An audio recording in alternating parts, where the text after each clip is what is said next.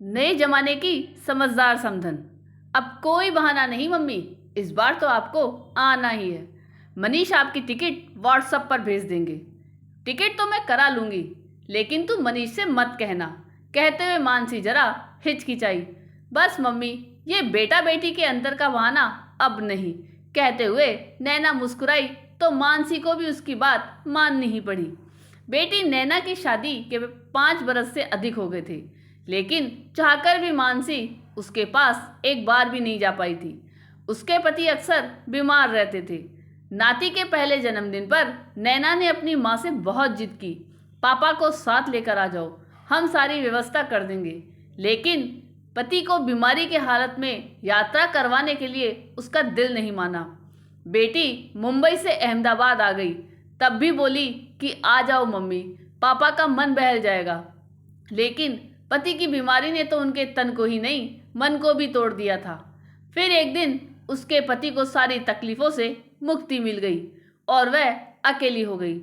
अब की बेटी ने आने को कहा तो मानसी मना नहीं कर पाई। दामाद ने टिकट भेज दिया था। स्टेशन पर बेटी दामाद उसे लेने भी आए। नाती के साथ खेलते और बातें करते उसके दिन कैसे बीत जाते पता ही नहीं चलता था। एक दिन नैना के बाथरूम का शावर खराब हो गया। बंद करने पर भी पानी टपकता रहता। उसने फोन करके प्लम्बर को बुलाया। उस वक्त शाम के 4 बज रहे थे। प्लम्बर बाथरूम में काम कर रहा था। कुछ लाने के लिए उसे 1-2 बार बाजार भी जाना पड़ा। 4:45 बजे तो नैना ने मानसी से कहा, मम्मी चाय बनाती हूँ। हाँ बना ले, 1 कप उसके लिए भी बना लेना, बहुत मेहनत कर रहा है। उसके लिए कुछ नमकीन भी ले आना जी, कहकर बेटी चाय बनाने लगी। उसने चाय के 2 कप मेज पर रखे और फिर हैंडल टूटे 1 कप में चाय और पेपर पर कुछ बिस्किट रखकर उसने प्लम्बर को आवाज़ लगाई। कप देखकर मानसी चकित हो गई। उसने उससे कहा, नैना ये क्या, टूटे कप में चाय, पेपर पर बिस्किट, घर में बर्तन नहीं है क्या? मम्मी लेकिन क्या? मानसी का स्वर तीखा हो गया था। वो मेरी सास छुआछूत मानती है। उन्होंने इन कामगारों के लिए रसोई घर के बर्तनों पर पाबंदी लगा रखी है। कहती है न जाने किस जाति धर्म का होगा और फिर कहाँ कहाँ काम। मानसी बेटी की परेशानी समझ गई थी। उसने बिस्किट एक प्लेट में रखा और अपना चाय का कप प्लम्बर को दे दिया।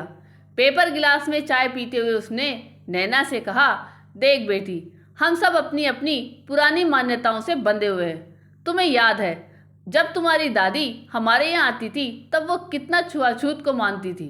वो तो होटल में खाने से भी परहेज करती थी, लेकिन जब उन्हें ऑपरेशन करवाने के लिए हॉस्पिटल में एडमिट होना पड़ा, घर का खाना खाने पर प्रतिबंध था, तब उन्हें अस्पताल का खाना खाना पड़ा। और तब उन्होंने तुझे अपने पास बिठाकर कहा था, बिट्टो हम बेकार ही तेरी माँ पर टोका टोकी करते आए थे। ये नर्स और बॉय लोग हमारी कितनी सेवा करते हैं, हमें सहारा देकर उठाते हैं, चलाते हैं। यहाँ पर तो यही भगवान है।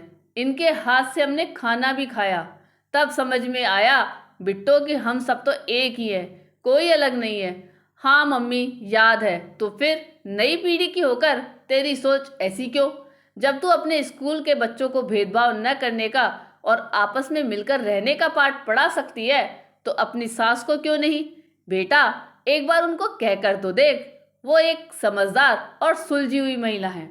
बस जरा उनकी पुरानी सोचों को बदलने की आवश्यकता है। तूने देखा नहीं, चाय का कप हाथ में लेते हुए वह कितना खुश था। ये लोग इतनी दूर से चलकर हमारी परेशानी को दूर करने आते हैं, हमें तो इन्हें पूरा आदर देना चाहिए। सॉरी मम्मी, आगे से मैं इस बात का ध्यान रखूंगी। मानसी ने देखा कि उस दिन के बाद से बेटी ने अपनी कामवाली और माली के बर्तनों को भी अलग रखना छोड़ दिया था। कुछ दिनों के बाद वह वापस अपने घर आ गई। एक दिन अचानक उसकी समधिन जी का फोन आया। अपनी चिर परिचित मुस्कान के साथ नमस्कार कहकर हालचाल पूछा। फिर बोली, बहन जी आपको धन्यवाद देना चाहती हूँ। उसने भी उसी अंदाज में कहा, किस लिए? हमने तो ऐसा कुछ नहीं किया। हाँ हाँ करके हंसते हुए उन्होंने प्लम्बर वाली घटना का जिक्र किया और फिर बोली, हम लोग जरा पुराने विचारों के हैं ना, परिवार में जो देखते आए बस उसी को मानते आए। यहाँ आई तो नैना ने मुझे समझाया कि ट्रेन की सीट पर बैठने वाले और रेस्तरां में खाना खिलाने वाले से जब हमें कोई परहेज नहीं तो घर आए इंसान के साथ क्यों? घर पर आया हुआ हर इंसान तो मेहमान होता है, उसके साथ भेदभाव करना तो भगवान का अपमान करने के समान होगा। बस बहन जी, उसी दिन मेरी आंखें खुल गई। समझ आ गया कि भेदभाव करना तो हमारी बुरी सोच की उपज है। आपने अपनी बेटी के साथ साथ हमें भी शिक्षित किया है। आप सामने होती तो हम आपको दंडवत, बस बस इतना सम्मान भी मत दीजिए, कहकर वो दोनों फोन पर हंसने लगी। आपको ये कहानी कैसी लगी ये कमेंट करके जरूर बताइएगा। चैनल पे नए हो तो सब्सक्राइब जरूर कीजिएगा और वीडियो को लाइक और शेयर कीजिएगा। धन्यवाद।